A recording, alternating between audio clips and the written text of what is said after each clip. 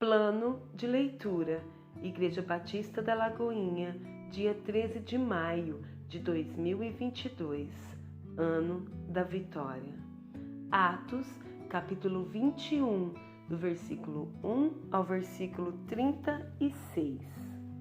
Depois de nos apartarmos, fizemo-nos à vela, e correndo em direitura, chegamos a Cós. No dia seguinte a Rodes e dali a Pátara. Achando um navio que ia para a Fenícia, embarcamos nele, seguindo viagem. Quando Chipre já estava à vista, deixando-a à esquerda, navegamos para a Síria e chegamos a Tiro, pois o navio devia ser descarregado ali. Encontrando os discípulos, permanecemos lá durante 7 dias, e eles, movidos pelo Espírito, recomendavam a Paulo que não fossem a Jerusalém. Passados aqueles dias, tendo-nos retirado, prosseguimos viagem, acompanhados por todos, cada um com sua mulher e filhos, até fora da cidade, ajoelhados na praia, oramos. E despedimos-nos uns dos outros. Então embarcamos e eles voltaram para casa. Quanto a nós, concluindo a viagem de Tiro, chegamos a Ptolemaida, onde saudamos os irmãos, passando um dia com eles. No dia seguinte partimos e fomos para Cesareia, e entrando na casa de Filipe, o evangelista, que era um dos 7, ficamos com ele. Tinha este 4 filhas donzelas que profetizavam. Demorando-nos ali alguns dias, desceu da Judéia um profeta chamado Ágabo, e vindo ter conosco, tomando o cinto de Paulo, ligando com ele os próprios pés e mãos, declarou: Isto diz o Espírito Santo, assim os judeus em Jerusalém farão ao dono deste cinto e o entregarão nas mãos dos gentios. Quando ouvimos estas palavras, tanto nós como os daquele lugar, rogamos a Paulo que não subisse a Jerusalém. Então ele respondeu: Que fazeis chorando e quebrantando-me o coração? Pois estou pronto não só para ser preso, mas até para morrer em Jerusalém pelo nome do Senhor Jesus. Como, porém, não o persuadimos, conforme dissemos, faça-se a vontade do Senhor. Passando aqueles dias, tendo feito os preparativos, subimos para Jerusalém, e alguns dos discípulos também vieram de Cesareia conosco, trazendo consigo Minasson, natural de Chipre, velho discípulo, com quem nos deveríamos hospedar. Tendo nós chegado a Jerusalém, os irmãos nos receberam com alegria. No dia seguinte, Paulo foi conosco encontrar-se com Tiago, e todos os presbíteros se reuniram. E tendo-o saudado, contou minuciosamente o que Deus fizera entre os gentios por seu ministério. Ouvindo-o, deram eles glória a Deus e lhe disseram: Bem vês, irmão, quantas dezenas de milhares há entre os judeus que creram, e todos são zelosos da lei, e foram informados a teu respeito que ensinas todos os judeus entre os gentios a apostatarem de Moisés, dizendo-lhes que não devem circuncidar os filhos, nem andar segundo os costumes da lei. Que se há de fazer, pois? Certamente saberão da tua chegada. Faze, portanto, o que te vamos dizer. Estão entre nós 4 homens que voluntariamente aceitaram o voto. Toma-os, purifica-te com eles e faze a despesa necessária para que raspem a cabeça, e saberão todos que não é verdade o que se diz a teu respeito, e que, pelo contrário, andas também tu mesmo guardando a lei. Quanto aos gentios que creram, já lhes transmitimos decisões para que se abstenham das coisas sacrificadas a ídolos, do sangue, da carne de animais sufocados e das relações sexuais ilícitas. Então Paulo Tomando aqueles homens no dia seguinte, tendo-se purificado com eles, entrou no templo, acertando o cumprimento dos dias da purificação, até que se fizesse a oferta em favor de cada um deles. Quando já estava por findar os 7 dias, os judeus vindo da Ásia, tendo visto Paulo no templo, alvoroçaram todo o povo e o agarraram, gritando: Israelita, socorro! Este é o homem que por toda parte ensina todos a serem contra o povo, contra a lei e contra este lugar. Ainda mais, introduziu até gregos no templo e profanou este recinto sagrado. Pois antes tinham visto Trófimo, o Efésio, em sua companhia na cidade, e julgavam que Paulo o introduzira no templo. Agitou-se toda a cidade, havendo concorrência do povo, e agarrando a Paulo, arrastaram-no para fora do templo, e imediatamente foram fechadas as portas. Procurando eles matá-lo, chegou ao conhecimento do comandante da força que toda Jerusalém estava amotinada. Então, este, levando logo soldados e centuriões, correu para o meio do povo. Ao verem chegar o comandante e os soldados, cessaram de espancar Paulo.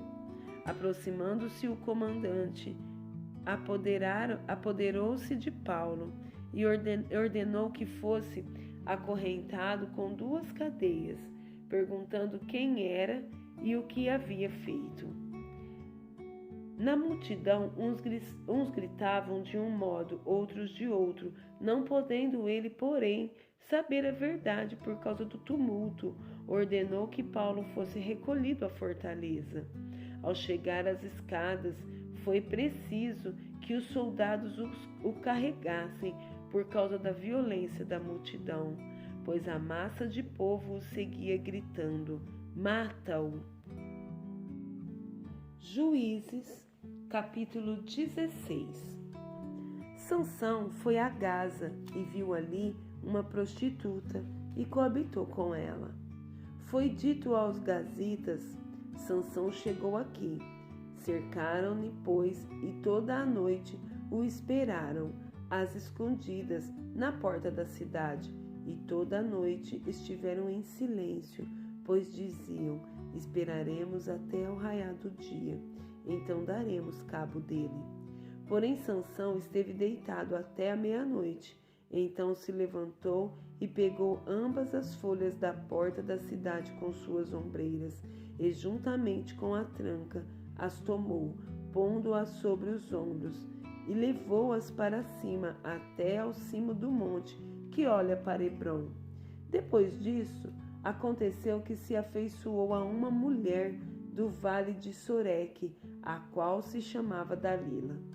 Então os príncipes dos filisteus subiram a ela e lhe disseram: persuade-o e vê em que consiste a sua grande força e com que poderíamos dominá-lo e amarrá-lo, para assim o subjugarmos, e te daremos cada um 1.100 siclos de prata. Disse, pois, Dalila a Sansão: declara-me, peço-te, em que consiste a tua grande força e com que poderias ser amarrado para te poderem subjugar. Respondeu-lhe Sansão: se me amarrarem com 7 tendões frescos, ainda não secos, então me enfraquecerei e serei como qualquer outro homem. Os príncipes dos filisteus trouxeram a Dalila 7 tendões frescos, que ainda não estavam secos, e com os tendões ela o amarrou. Tinha ela no seu quarto interior homens escondidos. Então ela lhe disse: os filisteus vêm sobre ti, Sansão. Quebrou ele os tendões como se quebra o fio de estopa chamuscada. Assim não se soube em que lhe consistia a força. Disse Dalila a Sansão: eis que zombaste de mim e me dissestes mentira. Ora, declara-me agora com que poderia ser amarrado. Ele lhe disse: se me amarrarem bem com cordas novas, com que se não tenha feito obra nenhuma, então me enfraquecerei e serei como qualquer outro homem. Dalila tomou cordas novas e o amarrou, e disse-lhe: Os filisteus vêm sobre ti, Sansão. Tinha ela no seu quarto interior homens escondidos. Ele as arrebentou de seus braços como um fio. Disse Dalila a Sansão: Até agora tens zombado de mim e me tens dito mentiras. Declara-me, pois, agora, com que poderias ser amarrado? Ele lhe respondeu: Se teceres as 7 tranças da minha cabeça com a urdidura da teia, e se as firmares com pino de tear, então me enfraquecerei e serei como qualquer outro homem. Enquanto ele dormia, tomou ela as 7 tranças e as teceu com a urdidura da teia, e as fixou com um pino de tear, e disse-lhe: Os filisteus vêm sobre ti, Sansão. Então despertou do seu sono e arrancou o pino e a urdidura da teia. Então ela lhe disse: Como dizes que me amas, se não está comigo teu coração?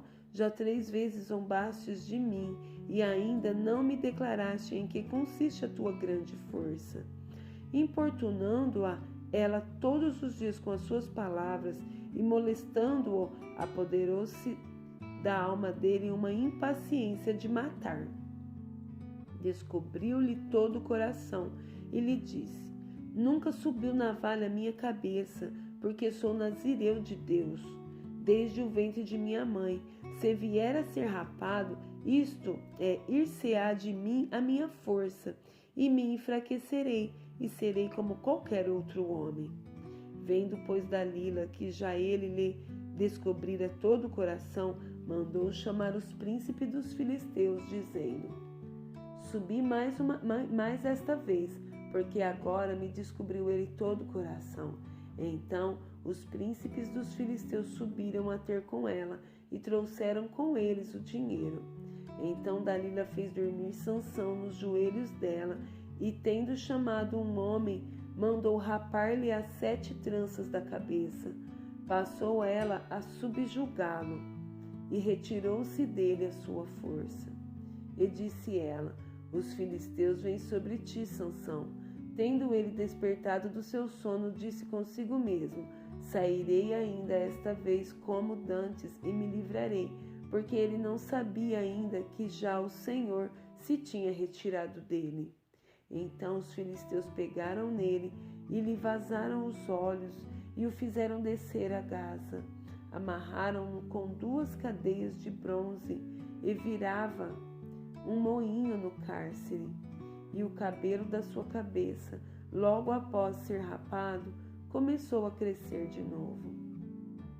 Então os príncipes dos filisteus se ajuntaram para oferecer grande sacrifício a seu deus Dagom, e para se alegrarem, e diziam: Nosso Deus nos entregou nas mãos a Sansão, nosso inimigo. Vendo-o o povo, louvavam ao seu Deus, porque diziam: Nosso Deus nos entregou nas mãos o nosso inimigo, e o que destruía a nossa terra, e o que multiplicava os nossos mortos. Alegrando-se-lhes o coração, disseram: Mandai vir Sansão, para que nos divirta. Trouxeram Sansão do cárcere, o qual os divertia. Quando o fizeram estar em pé entre as colunas, disse Sansão ao moço que o tinha pela mão: Deixa-me para que apalpe as colunas em que se sustém a casa, para que me encoste a elas. Ora, a casa estava cheia de homens e mulheres, e também ali estavam todos os príncipes dos filisteus. E sobre o teto havia uns 3.000 homens e mulheres que olhavam enquanto Sansão os divertia. Sansão clamou ao Senhor e disse: Senhor Deus, peço-te que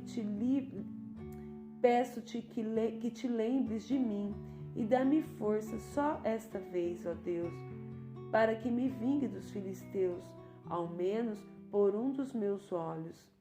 Abraçou-se, pois, Sansão com as 2 colunas do meio em que se sustinha a casa, e fez força sobre elas com a mão direita, em uma e com a esquerda na outra, e disse: morra eu com os filisteus. Inclinou-se com força, e a casa caiu sobre os príncipes e sobre todo o povo que nela estavam, e foram mais os que matou na sua morte do que os que matara na sua vida. Então seus irmãos desceram, e toda a casa de seu pai tomaram-no, subiram com ele e o sepultaram entre Zorá e Estaol, no sepulcro de Manoá, seu pai. Julgou ele a Israel 20 anos. Salmos 42. Como suspira a corça pelas correntes das águas, assim por ti, ó Deus, suspira a minha alma. A minha alma tem sede de Deus, do Deus vivo. Quando irei e me verei perante a face de Deus? As minhas lágrimas têm sido meu alimento dia e noite, enquanto me dizem continuamente: o teu Deus, onde está?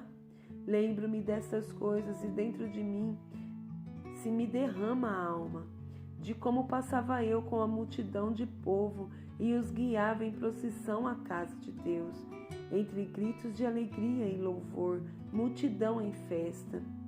Porque estás abatido, ó minha alma? Porque te perturbas dentro de mim? Espere em Deus, pois ainda o louvarei, a Ele, meu auxílio e Deus meu. Sinto abatida dentro de mim a minha alma. Lembro-me, portanto, de ti nas terras do Jordão e no monte Hermon e no outeiro de Mizar. Um abismo chama outro abismo, ao fragor das tuas catatubas. Todas as tuas ondas e vagas passam sobre mim. Contudo, o Senhor, durante o dia, me concede a sua misericórdia, e à noite comigo está o seu cântico, uma oração ao Deus da minha vida. Digo a Deus, minha rocha, por que te olvidastes de mim? Por que hei de andar eu lamentando sobre a opressão dos meus inimigos? Esmigalham-se-me os ossos quando os meus adversários me insultam, dizendo e dizendo: o teu Deus, onde está? Por que estás abatido, a minha alma? Por que te perturbas dentro de mim? Espera em Deus, pois ainda o louvarei, a Ele, meu auxílio e Deus meu.